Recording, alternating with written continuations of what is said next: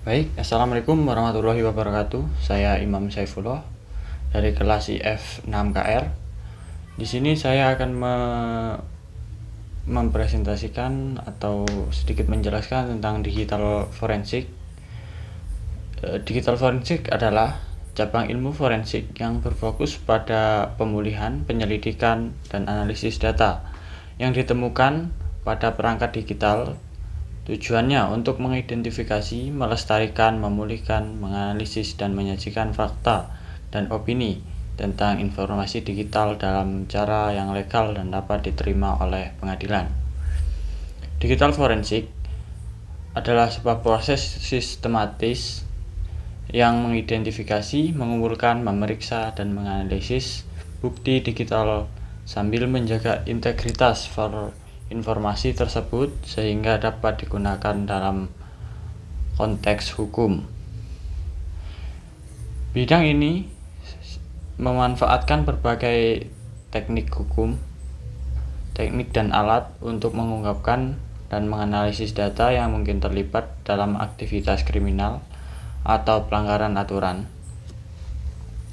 Kemudian untuk perbedaan barang bukti elektronik dan barang bukti digital. Di sini untuk barang bukti elektronik itu bersifat fisik dan dapat dikenali secara visual, serta jenis-jenis barang bukti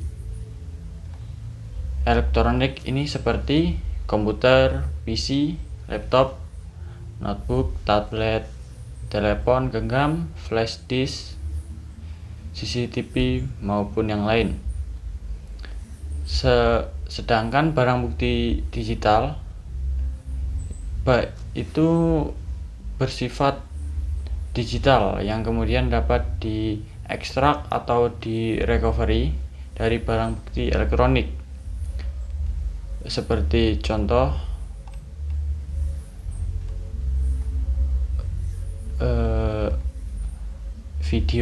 file video, audio, image, email, serta yang lain.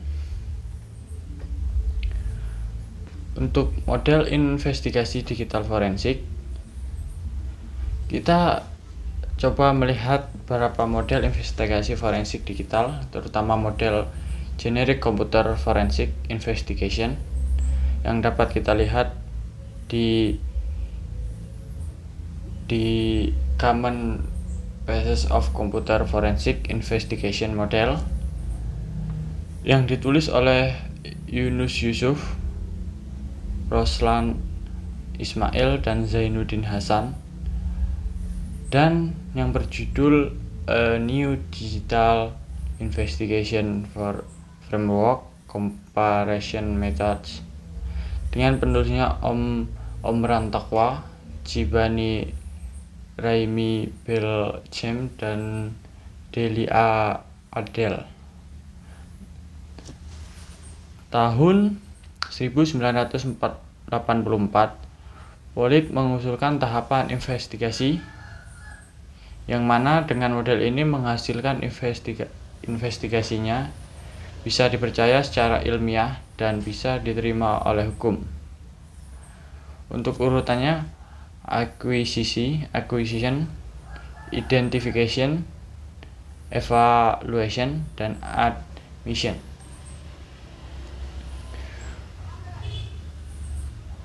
Untuk acquisition merupakan tahapan untuk mendapatkan barang bukti sesuai dengan prosedur yang disetujui oleh pihak otoritas.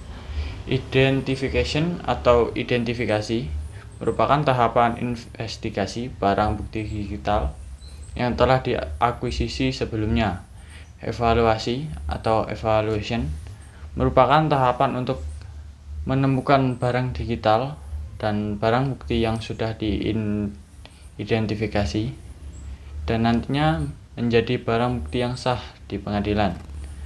Admission ini merupakan tahap akhir, yaitu tahap mempresentasikan barang bukti digital di hadapan pengadilan.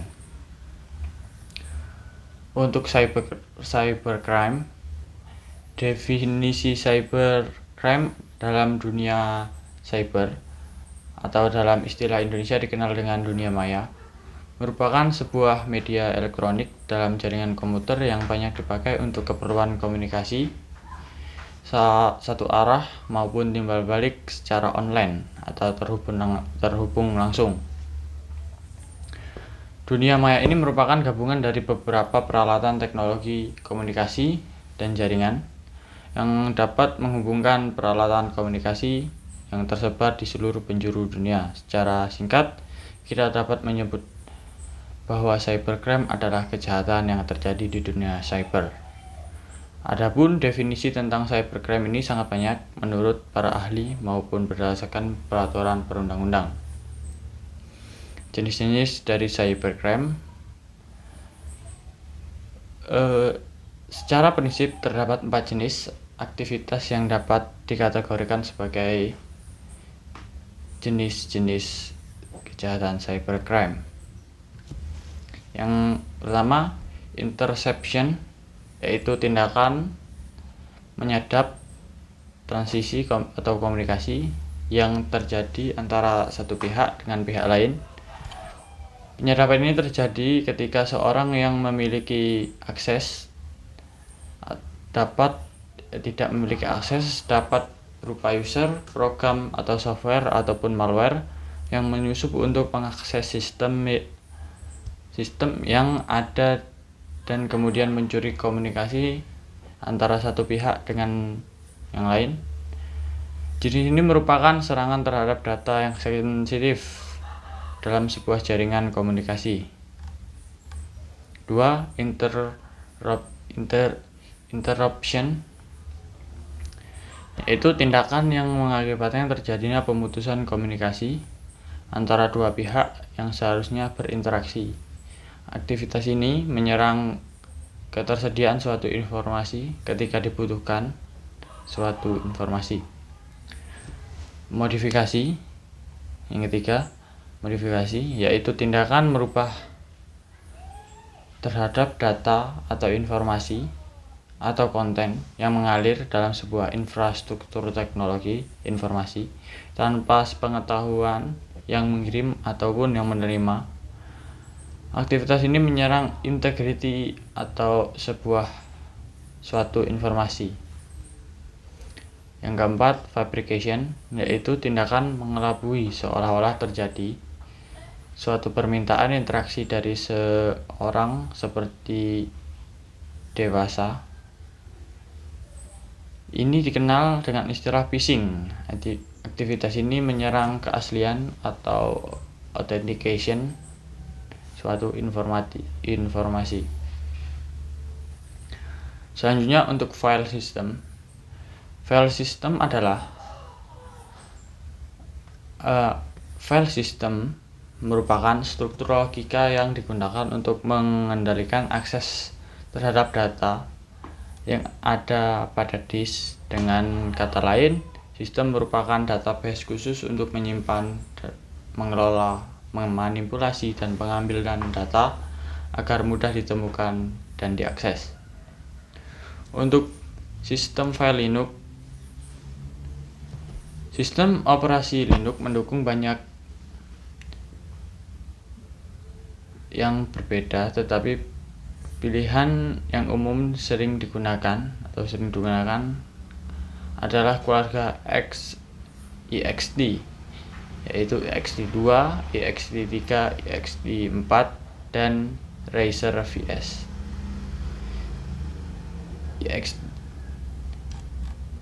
Untuk sistem file Windows umumnya menggunakan dua jenis, yaitu FAT dan NTFS. Sementara sistem file yang umum digunakan adalah FAT12, FAT16, FAT32, dan NTFS. Untuk FAT merupakan sistem file yang menggunakan struktur tabel alokasi berkas. Secara operasinya, seluruh sistem operasi Windows mendukung penggunaan FAT. Selama bertahun-tahun, banyak fitur yang telah dikembangkan dalam pengembangannya.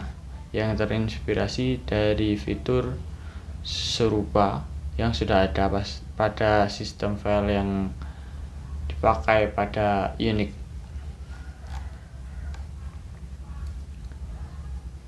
Untuk NTFS, sistem file ini memiliki sebuah desain sederhana namun kemudian yang lebih baik dibandingkan sistem file.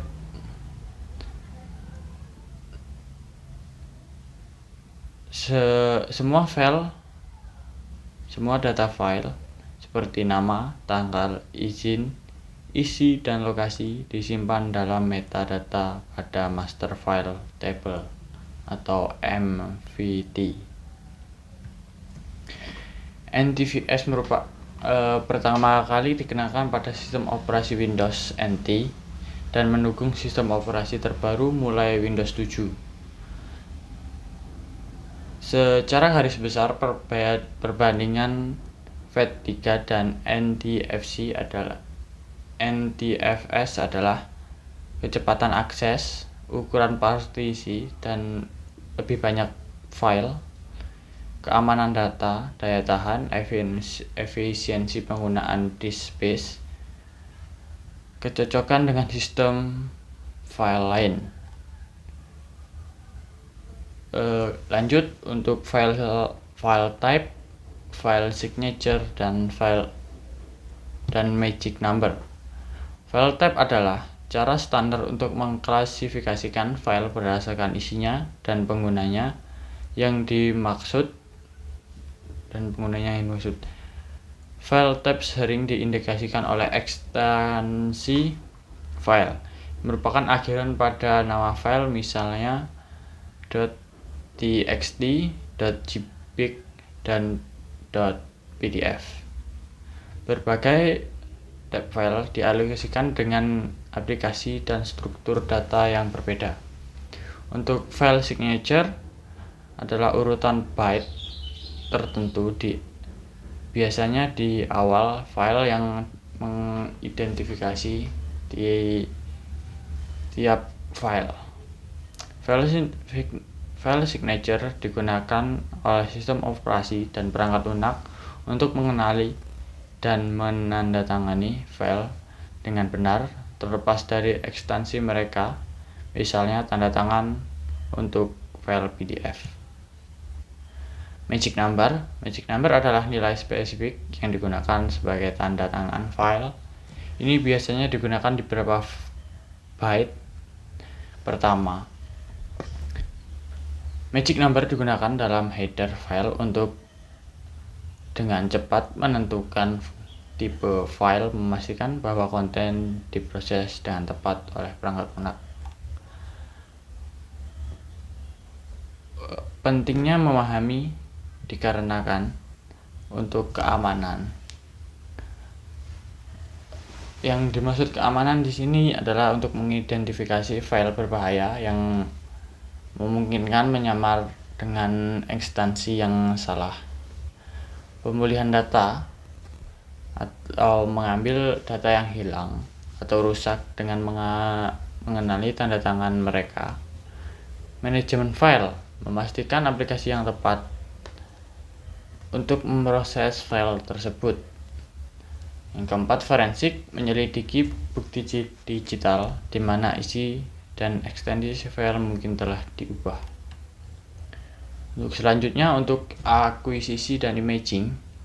Untuk akuisisi di sini merupakan proses pengumpulan dan pengamanan data digital dari perangkat yang relevan dalam penyidikan forensik. Proses ini bertujuan untuk mendapatkan salinan yang autentik dan utuh dari data tanpa mengubah atau merusak di aslinya. Untuk imaging, ini proses untuk membuat salinan bit untuk bit dari seluruh isi perangkat penyimpanan digital seperti hard disk, SSD, ataupun flash disk. Salinan ini mencakup semua data yang didapat oleh pengguna serta data yang tersembunyi atau yang telah dihapus tetapi belum ditimpa. Untuk alat yang biasanya digunakan untuk akuisisi dan imaging adalah FTK Imager, Ncast, DD, Word Blocker. Tujuan dan manfaat dari akuisisi dan imaging adalah yang pertama, preservasi bukti untuk mengamankan bukti digital sehingga tidak berubah selama proses investigasi. Untuk yang kedua, analisis tanpa mengubah data asli, yaitu membolehkan penyidik untuk menganalisis salinan data tanpa risiko mengubah bukti asli. Yang ketiga, pengadilan. Untuk menjamin bahwa bukti dapat diterima di pengadilan dengan menjaga rantai pengawasan dan integritas bukti. Sekian dari saya ucapkan terima kasih. Assalamualaikum warahmatullahi wabarakatuh.